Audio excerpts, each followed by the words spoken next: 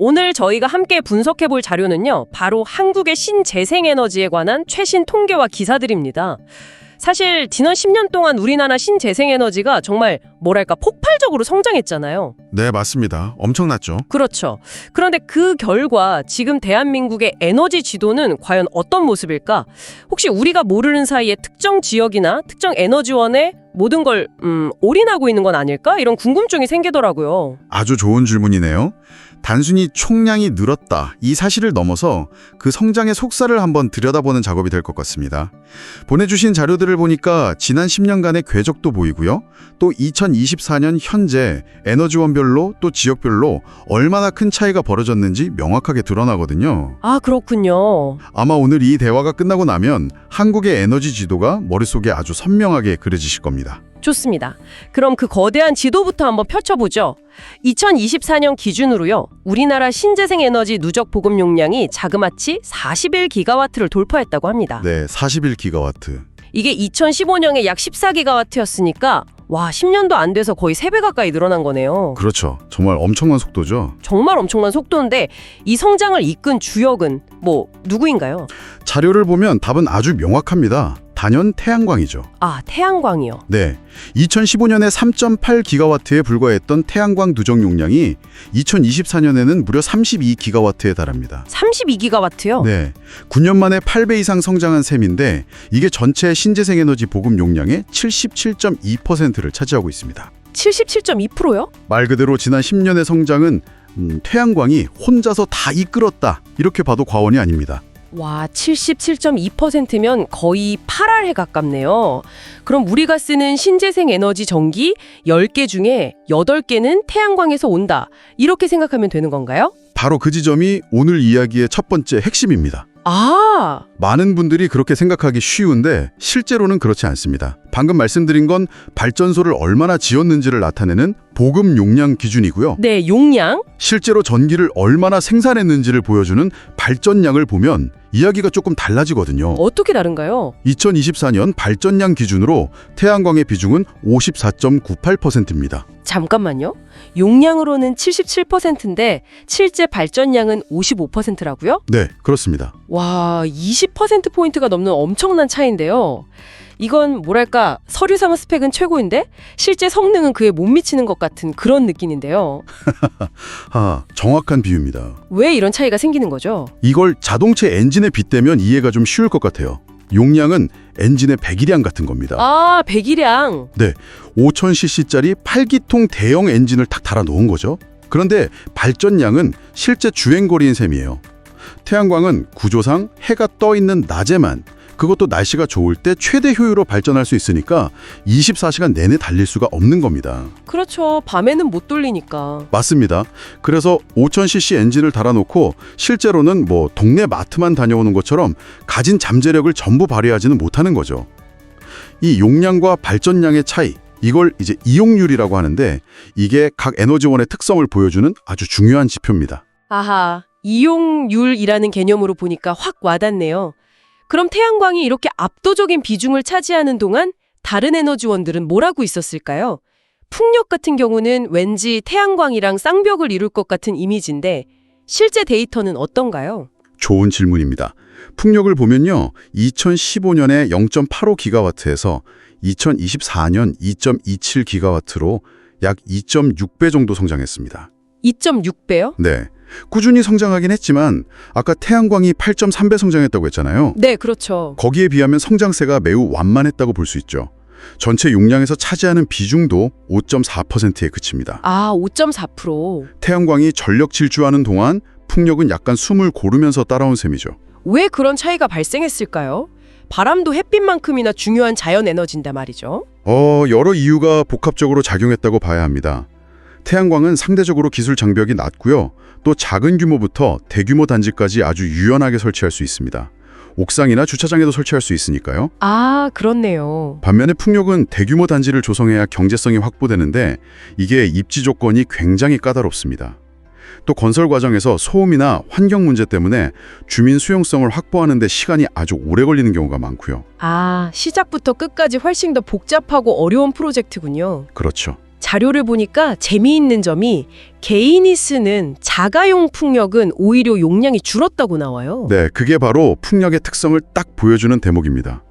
대규모 사업용 발전에는 유리하지만 개인이 마당에 하나 설치해서 쓰기에는 유지 보수도 어렵고 경제성도 잘 안 나온다는 의미일 수 있죠. 그렇군요. 근데요. 2015년에 0.17기가와트에서 2024년 1.12기가와트로 6.5배나 성장했습니다. 6.5배요? 와. 네. 절대적인 규모는 아직 작지만 성장률만 보면 태양광에 버금가는 수준입니다. 연료전지요. 사실 태양광이나 풍력에 비해 조금 생소하게 들리는데 성장세가 정말 무섭네요. 자, 그럼 지금까지의 이야기를 종합해보면 우리나라 신재생 에너지는 태양광이 압도적으로 이끌고 연료전지가 무섭게 추격하고 풍력은 꾸준히 뒤를 따르는 모양새군요. 네, 정확합니다. 그럼 이제 이 에너지들이 과연 어디에서 만들어지고 있는지 그 지도를 한번 펼쳐보겠습니다. 이게 정말 궁금했거든요. 네, 이제부터가 진짜 재미있는 부분입니다. 이 에너지 지도를 보면 한국이 어떻게 지역별로 역할을 분담하고 있는지 한눈에 보입니다. 2024년 기준으로 전체 신재생 에너지 발전량 1위 지역 얻을 것 같으세요? 아무래도 햇빛이 가장 좋을 것 같은 남쪽, 혹시 전라남도가 아닐까요? 거의 맞추셨습니다. 1위는 전라북도입니다. 16.69%고요. 아, 전북이요. 그리고 그 뒤를 충청남도 15.20%, 그리고 말씀하신 전라남도가 13.47%로 바짝 쫓고 있죠. 와, 말씀하신 대로 호남과 충청 지역이 대한민국 신재생 에너지의 심장 역할을 하고 있는 겁니다. 심장이라. 네, 이 세 지역이 전체 발전량의 거의 절반 가까이를 책임지고 있습니다. 거의 절반이요. 반면에 우리나라 인구와 경제력의 절반이 모여있는 서울의 발전량 비중은 단 1.15%에 불과합니다. 와, 생산지랑 소비지가 완전히 분리되어 있네요. 전기는 대부분 남쪽에서 만들고 소비는 수도권에서 하는 구조군요. 바로 그 점입니다. 이건 장기적으로 보면 좀 문제가 될 수도 있겠는데요. 정확히 보셨습니다. 바로 계통의 문제입니다. 생산된 전기를 손실 없이 소비지까지 안전하게 보내주는 송전망 인프라가 그만큼 중요해진다는 뜻이죠. 앞으로 이 지역적 불균형은 에너지 정책의 가장 큰 화두가 될 겁니다. 그렇군요. 그런데 더 흥미로운 건 에너지 원별로 지도를 펼쳐보면 각 지역의 역할이 훨씬 더 극명하게 드러난다는 점입니다. 아, 그러니까 전라북도가 1등이라고 해서 거기서 모든 종류의 에너지를 다 만드는 건 아니라는 말씀이시죠? 바로 그겁니다. 먼저 태양광 지도를 보죠. 네. 예상대로 남부지방이 압도적입니다. 발전량 1위는 전라남도, 2위가 전라북도, 3위가 경상북도입니다. 역시 호남이네요. 그렇죠. 일조량이 풍부한 데다 상대적으로 넓은 부지를 확보하기 용이한 지역적 특성이 딱 맞아떨어진 결과죠. 이건 거의 호남권 태양광 벨트라고 불러도 될 정도입니다. 호남권 태양광 벨트. 그럼 풍력 지도를 펼치면 어떻게 될까요? 지도가 완전히 바뀔 것 같은데요. 맞습니다. 풍력 지도를 보면 호남의 순위는 조금 내려가고 새로운 강자들이 등장합니다. 오, 1위는 경상북도, 2위가 강원도, 3위가 전라남도, 4위가 제주도 순입니다. 아, 동해안이랑 제주. 네, 해안선을 따라 강한 바람이 부는 동해안과 산지가 많은 강원도, 그리고 섬 전체가 바람길인 제주도가 풍력 발전의 최적지라는 걸 보여주는 거죠. 마치 동해안 제주 풍력 회랑이 만들어진 것 같습니다. 태양광은 호남, 풍력은 동해안과 제주. 정말 명확하게 갈리네요. 근데 궁금한 게 있습니다.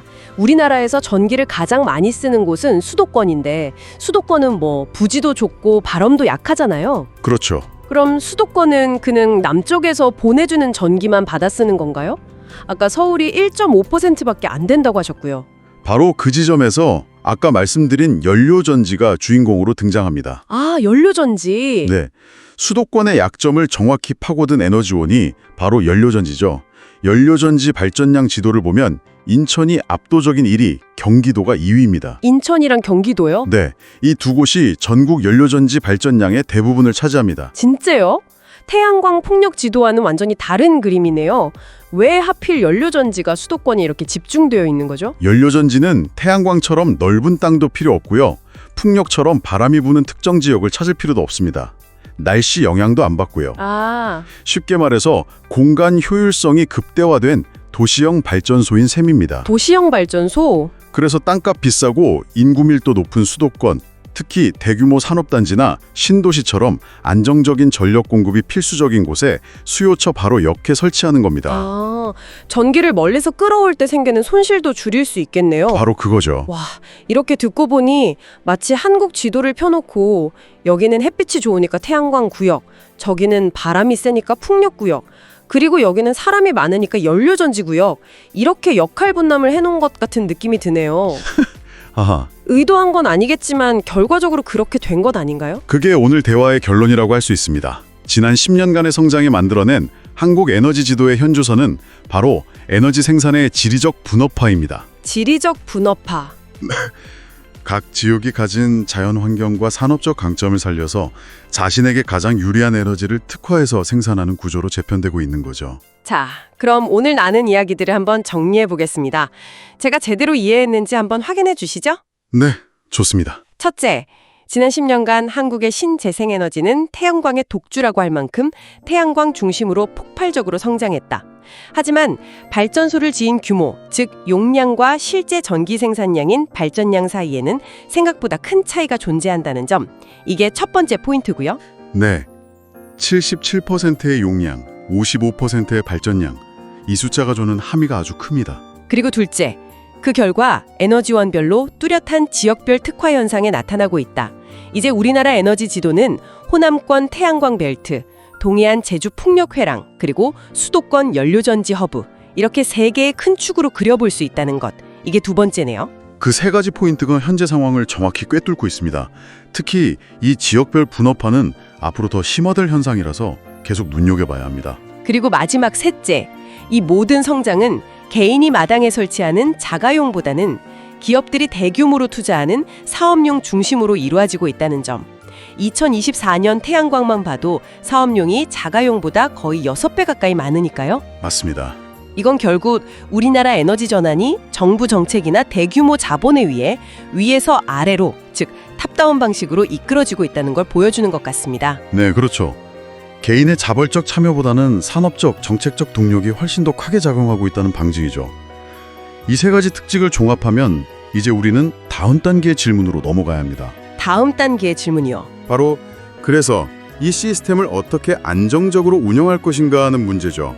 앞서 잠깐 언급됐던 생산지와 소비지의 불균형 문제, 즉 튼튼한 송전망을 구축하는 과제가 바로 그 첫 번째 숙제입니다.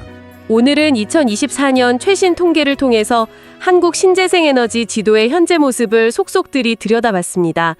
단순히 숫자가 늘었다는 걸 넘어서 그 안에 숨겨진 태양광의 독주와 에너지원별 지역 분업화라는 아주 흥미로운 흐름을 발견할 수 있었네요. 네, 오늘 저희가 분석한 자료는 주로 얼마나 많이 지었고 또 얼마나 많이 생산했는가에 초점을 맞춘 이야기였습니다. 네, 그렇죠. 하지만 여기서 우리가 앞으로 생각해봐야 할 아주 중요한 질문이 하나 남습니다. 어떤 질문이죠? 바로 간헐성의 문제입니다.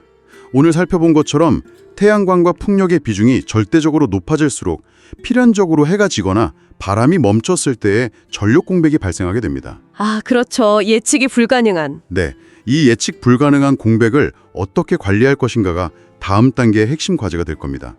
오늘 자료에서는 다루지 않았지만 이렇게 생산된 에너지를 어떻게 효율적으로 저장했다가 ESS, 필요할 때 꺼내 쓰고 또 어떻게 안정적으로 공급할 것인가.